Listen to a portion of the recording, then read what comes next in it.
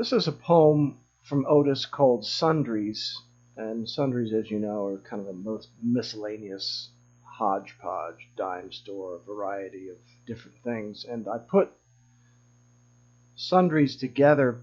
There are 8 little poems, call them poems, but together they make up sundries. So they're 8 little snippets, um, and they go like this. I might try to explain a little bit just to give you some context, not to bore you, but just to give you some context occasionally about the poem, maybe why I wrote it and when it was written, or something, slightly inconsequential, but maybe interesting.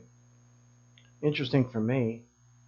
This is called Sundries. Number 1 is called Rapidity. Pitter pat, a very slow and simple tap.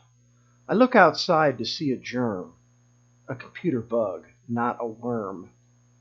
Saw a boy without blue jeans, staring into space, whatever it means. This is number 2, called Truth Serum.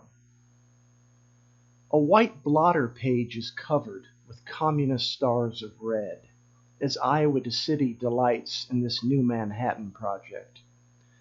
Another explosion is smoked, bomb-like to its core. It's a talking expo comprised of many talented talkers. Marlon takes the cake while Jody Oates holds the gun. After the outdoor performance, Keithy laughed himself to sleep. Jory came too. She also chuckled in blue. Afterwards, she snorted and sneezed, shouted wickedly, "I'm a MacArthur fellow. Who the hell are you assholes?"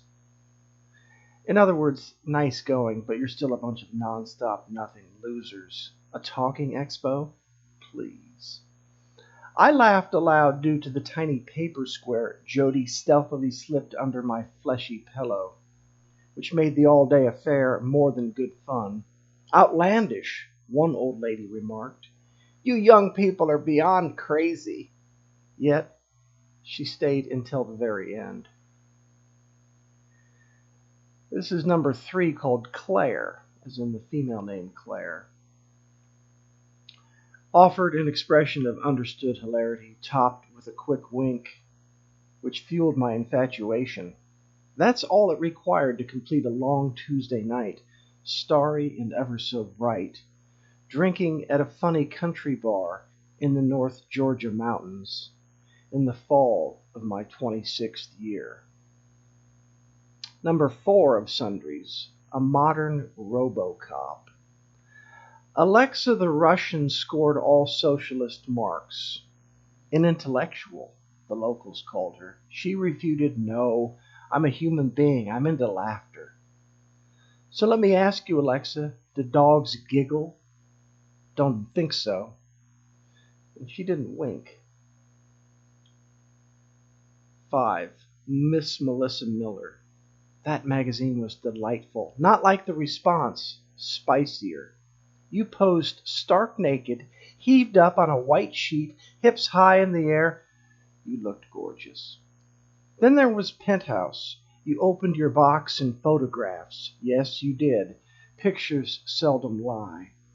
And that image from behind took my breath away. So remember, be not ashamed for looking this fine. Tasty as taffy.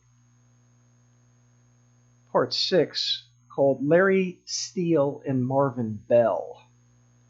Larry Steele and Marvin Bell became gentlemen of an exceptionally odd qualities. They eventually paid no mind to the written word, not a book, magazine, not even a flimsy newspaper. They never said a word either, as old age crept in, as it does. Furthermore, they both loved music. Larry Steele and Marvin Bell both loved jazz. And for this, it's for that, I respect them dearly. Number 7 is called Scarce Quality. To he who does what future was, were all the votes that mortals cause, or only a bewildering set of laws. Buy low and sell high, the Gentiles now do, but for sale in the open market You will not find the cantankerous Jew, Mr. Darrell Blue. And part 8 of Sundries, the last one, very short, it's called Lady Z. Who's going to take his place? Not he. Who will ride his horses? Maybe me. So there's more assumption. At a new daybreak, still sailing in this, a curious method, movable and ongoing, which would be, for you, the character and composure, Lady Z.